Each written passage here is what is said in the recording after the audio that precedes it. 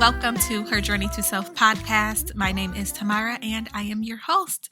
I hope that you all are really enjoying the Fitmas series. I have been having a lot of fun putting these videos out for you.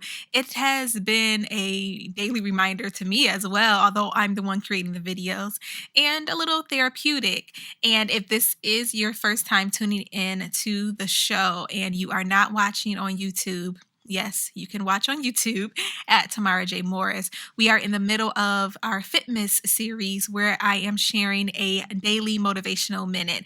So I pray that you will join us over there. Today I want to talk about wellness and what it is and why it is so important to me. If you have been listening for a while, then you obviously know that I truly believe in the mind, body, and spirit connection. And that can even be further broken down when we really start to think about the emotional, psychological, and social aspects of wellness. But it is so powerful and it is so important to who we are as humans. If one pillar is off, the others will be affected by it. Just think of how our bodies operate. If you've ever injured yourself, you know exactly what this feels like. If you injure your right knee, your left knee starts to overcompensate for the imbalance. The left knee starts to bear more weight. And if you are intentional about rehabbing the right knee so that it can fully recover, the left knee might end up just as bad or even worse. Everything is connected. So that brings me to wellness. And for me, wellness means achieving great health in all areas of my life. But for a more professional definition, wellness is an active process of becoming aware of and making choices toward a healthy and fulfilling life. Wellness is more than being free from illness. It is a dynamic process of change and growth, a state of complete physical, mental, and social well-being, and not merely the absence of disease or infirmity. And I love that it says that it is an active process. That means that we have the responsibility to seek wellness and then to make the choice to go after it. It is up to us to take the necessary steps to achieve it, and then it is about becoming aware. I just love the language used to define it because it is so in tune with the overall essence of this journey of life. We are always becoming, and becoming aware is a very critical part of this process. Awareness is the catalyst for change, and then we make the choices. We have the power. I know this life can sometimes make us feel like we are powerless, but we are capable of so much. We just have to be committed to the process. Just the understanding alone of wellness is a full circle moment, if you will.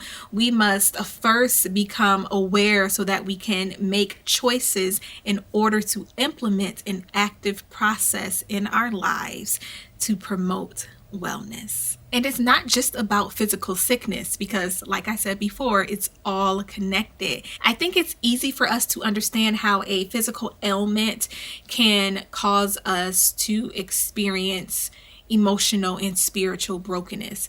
But I don't think too many of us truly understand that the same can be true when it comes to how our mental and spiritual infirmities can impact our physical health as well. How many times have we seen someone turn to fitness to improve their mental and emotional state?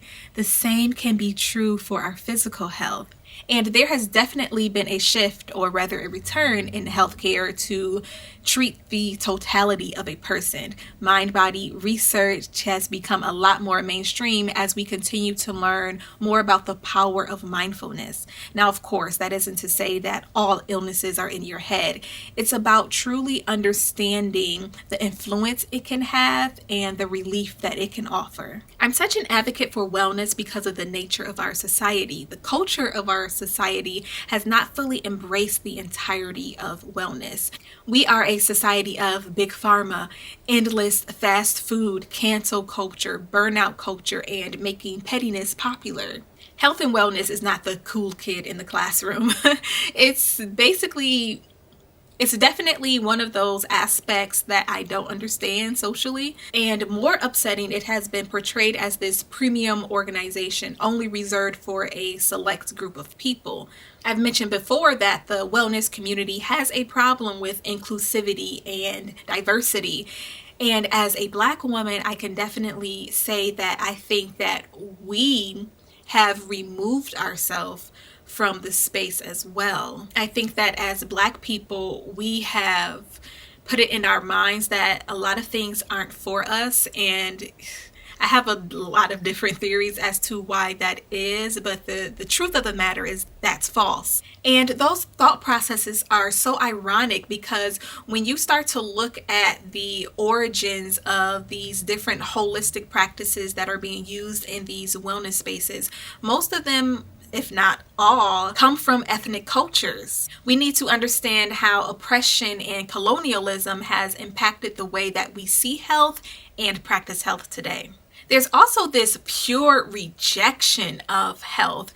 I'm sure we have all heard the popular sayings, "I'll sleep when I die," or "we're all going to die of something." And although it's a figure of speech and it's extreme, the messaging is reality. It is a culture that we have learned, but we can also unlearn it. And that is very possible. So I really want to drive this point home. This is from an article, and I'll link it in the show notes. But it says that when we experience fear, it doesn't just affect our mind.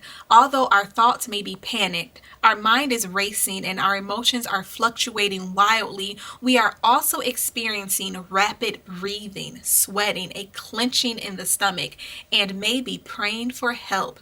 Every aspect of our being is affected by the perceived fear. Likewise, our entire being responds to pain, cravings, trauma, depression, stress, illness, joy, excitement, or virtually any emotion, situation, or other stimulus. Because of this interconnectedness, the most successful healing approaches address physical, psychological, and spiritual health. Strengthening all aspects of the body leads to positive change, growth, and healing, and significantly increase the odds for long-term recovery. We can't ignore this. My emotional state is directly tied to how I treat my body. My mental state is all about how I relate to the world and to other people based on my own core values and beliefs. So that definitely translates to how I see myself, and then how I'm choosing to take care of my body definitely impacts how I'm feeling about myself emotionally or mentally. So you see, we just keep going around and around in this circle because they truly are all connected.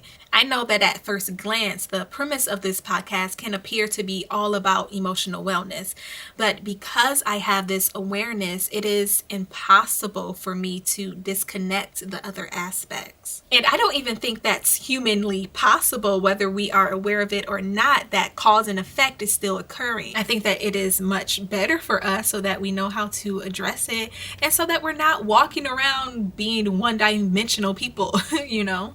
So the next time you start to think about how you can overcome your insecurities, or working on shifting your mindset, or writing out your affirmations, I also want you to take note of your physical and spiritual health, because you just may find that they need a little TLC too. So I will leave you with this quote. Your mind, emotions, and body are instruments, and the way you align and tune them will determine how well you play life. So thank you so much for tuning in to today's episode. I hope you've been encouraged. Please follow us on social media at HerJourney2Self. Watch the show on YouTube at Tamara J. Morris. Share it out with all of your friends. And please do not forget to leave a review on Apple Podcast. Remember that your testimony is not for yourself. It is for the world. Until next time, peace, love, and light. Come, all ye faithful.